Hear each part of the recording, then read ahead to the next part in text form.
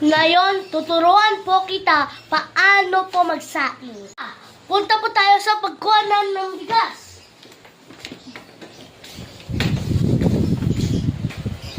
Tayo po ay magkuha ng 3 tasa ng bigas.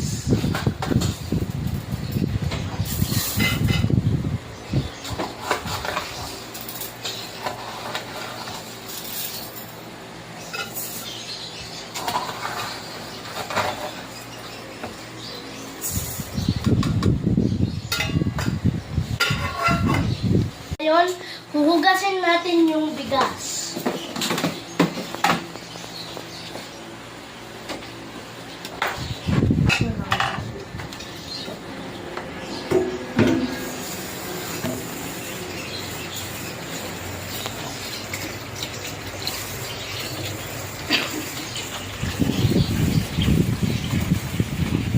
Hugasan ng bigas.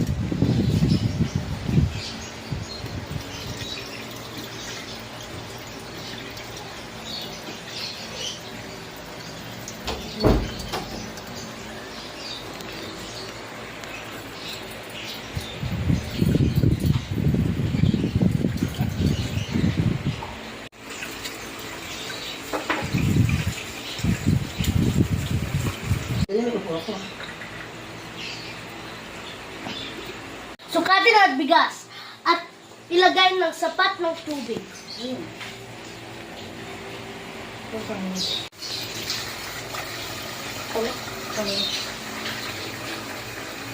Saan ang kaldero?